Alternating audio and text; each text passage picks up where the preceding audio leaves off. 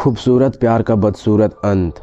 मीसा काफ़ी चुलबुली और खुशमिजाज किस्म की लड़की थी। उसका यही भोला अंदाज सबके दिल में घर कर जाता था। मीसा और रवि दोनों की शिक्षा एक ही स्कूल में शुरू हुई थी और दोनों पढ़ने में भी बहुत ही होशियार थे। फलस्वरूप दोनों में दोस्ती के साथ साथ प्यार का भी अंकुश फूट रहा था, जो धीरे धीरे पुष्पित और पल्लवित हो रहा था। स्कूल की शिक्षा खत्म होने के बाद मीसा ने फैशन एवं डिज़ाइनिंग में एडमिशन ले लिया और रवि इंजीनियरिंग की पढ़ाई के लिए हैदराबाद चला गया। दोनों ही राहें अलग हो गई, लेकिन एक ही शहर और बचपन की दोस्ती के कारण दोनों के बीच बातों का सिलसिला जारी रहा। छुट्टियों में घर आने पर दोनों कभी कभार मिलते भी थे। मीसा और रवि की दोस्ती की बातें उनके घर वालों से भी नहीं छुपी थी। पढ़ाई खत्म होने के बाद मीसा ने बतौर डिज़ाइनर अपना खुद काम शुरू किया और रवि ने एक प्राइवेट कंपनी ज्वाइन कर ली। फिर एक दिन रवि ने मीसा को अर्जेंट मिलने के लिए बुलाया और मीसा के सामने शादी का प्रस्ताव रख दिया। मीसा के घर वाले भी मीसा के ऊपर शादी का प्रेशर डाल रहे थे, इसलिए मीसा ने भी हाँ कर दिया, क्योंकि रवि को वो बचपन से जानती थी। मीसा के घर वालों ने मीसा को समझाया भी कि वो फैसला करने से पहले एक बार सोच ले, क्योंकि दोस्ती अपनी जगह है और प्यार अपनी जगह। मीसा ने अपने घर वालों को समझाया कि रवि और वो एक दूसरे को बचपन से जानते हैं। क्या गारंटी है कि आप लोग जहां मेरी शादी करेंगे वो लड़का मेरे लिए अच्छा ही होगा।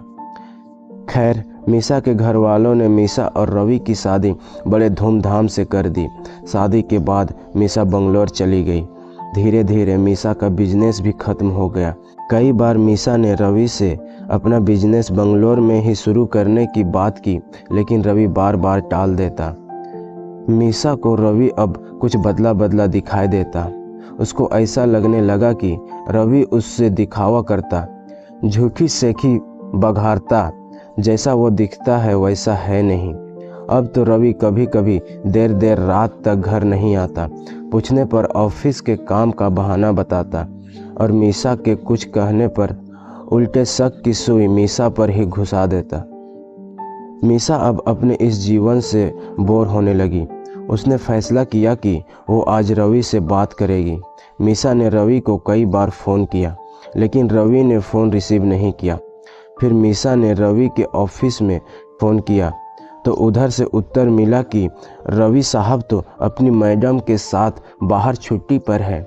यह सुनते ही फ़ोन मीसा के हाथ से छूट गया और वो गिरते गिरते बची। रवि के ऑफिस से उसकी सच्चाई जानने के बाद मीसा के पैरों तले ज़मीन ही खिसक गई। खैर, किसी तरह मीसा ने अपने आप को संभाला और अतीत के उन सुनहरे पन्नों को याद करने लगी जब रवि उस पर जान छिड़कता था, जीने मरने की कस्में खाता था। वो अतीत उसको इस तरह से दगा दे जाएगा, वो सोच सोच कर पछता रही थी कि काश उसने उस समय अपने पेरेंट्स की बातों पर ध्यान दिया होता तो आज शायद ऐसा नहीं होता। लेकिन वो अतीत जो बीत जाता है वो कभी दोबारा लौट कर वापस नहीं आता और हमारे शरीर पर अपने जख्मों के निशान छोड़ जाता है, जो निरंतर हमें पीड़ा देता रहता है। मीसा के मन की हालत भी इस समय कुछ ऐसे ही हो रही थी। अतीत की इन्हीं सब बातों को सोचते हुए मीसा कब नींद के आगोश में चली गई उसे पता ही नहीं चला। उसकी आंख खुली तो सुबह हो चुकी थी। उसके मोबाइल पर कई लोगों के मैसेज और मिस्ड कॉल भी पड़े थे, जिसमें एक मैसेज रवि का भी था। रवि, सॉरी जानू, ऑफिस के काम से अर्जेंटली आना पड़ा, इसलिए तुम्हें बता नहीं पाया। अपना ख्याल रखना, जल्दी मिलते हैं। मीसा ने मैसेज पढ़ा, लेकिन उसने कोई जवाब नहीं दिया, ना ही रवि के मैसेज का, ना ही किसी अन्य के मैसेज का। उसका किसी से बात करने का भी मन नहीं हो रहा था। उसकी हालत इस समय उस पर कटे परिंदे के जैसे हो गई थी, जो पंख तो फड़फड़ा सकता है लेकिन उड़ नहीं सकता। मीसा यह सोच सोच कर परेशान हो रही थी कि उसके जैसी पढ़ी लिखी लड़की कैसे धोखा खा गई। रवि को समझने में उसने कहाँ गलती कर दी। उधर उसके घर वालों के बार बार फ़ोन आ रहे थे, जिससे परेशान होकर मीसा ने फ़ोन स्विच ऑफ करके रख दिया। फिर उन लोगों ने रवि के मोबाइल पर फ़ोन किया तो रवि ने थोड़ी देर में घर पहुंचकर बात कराने की बात की। अगले दिन रवि घर पहुंच गया घर पहुंचकर उसने मीसा से कहा, फ़ोन क्यों नहीं उठा रही थी? तुम्हारे घर वाले मुझे फ़ोन कर कर के परेशान कर रहे हैं, उनसे बात कर लो। मीसा ने कहा, मुझे किसी से बात नहीं करनी, ना तुमसे ना अपने घर वालों से। तुमने बात करने के लिए छोड़ा ही क्या? रवि, क्या बकवास कर रही हो? मीसा, बकवास मैं कर रही हूँ कि तुम कर रहे हो? रवि, पागल हो गई हो क्या? मीसा, हाँ, मैं पागल हो गई हूँ। तुम्हारे झूठे प्यार में मैं पागल ही तो हो गई हूँ, तभी तो तुम्हें समझ नहीं पाई। तुम तो मेरे बचपन के दोस्त थे रवि, फिर तुमने मेरे साथ इतना बड़ा छल कैसे किया? मैं तुम्हें नहीं छोड़ूंगी। अगर मैं खुश नहीं रही तो किसी और को भी नहीं रहने दूंगी। यह कहकर मीसा रवि की गिरेबान पकड़ लेती है, लेकिन रवि के बलिष्ठ हाथों की पकड़ के आगे मीसा की पकड़ ढीली पड़ जाती है और मीसा की मृत्यु हो जाती है। रवि पूरी तरह से घटना को सुसाइड का रूप देने की कोशिश करता है और ऑफिस चला जाता है। थोड़ी देर बाद उसके ऑफिस में फ़ोन आता है कि मैडम ने सुसाइड कर लिया है।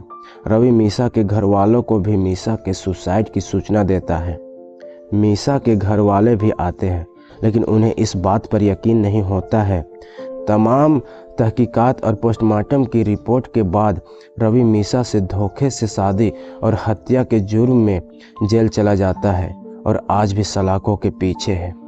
मीसा के माँ बाप ने जब रवि से पूछा कि तुम तो मीसा से प्रेम करते थे, तो तुमने मीसा के साथ इतना बड़ा विश्वासघात कैसे किया? इस बात पर रवि ने जो सच्चाई बताई वो काफ़ी चौंकाने वाली थी। दरअसल में रवि ने मीसा से शादी करने से पहले ही एक ईसाई लड़की से शादी कर ली थी और ये बात रवि के पेरेंट्स को भी पता थी, लेकिन वो रवि की शादी अपनी बिरादरी की ही किसी लड़की से करना चाहते थे ताकि समाज में उनकी साख पर कोई आंच न आए। और बेचारी मीसा इसकी भेंट चढ़ गई।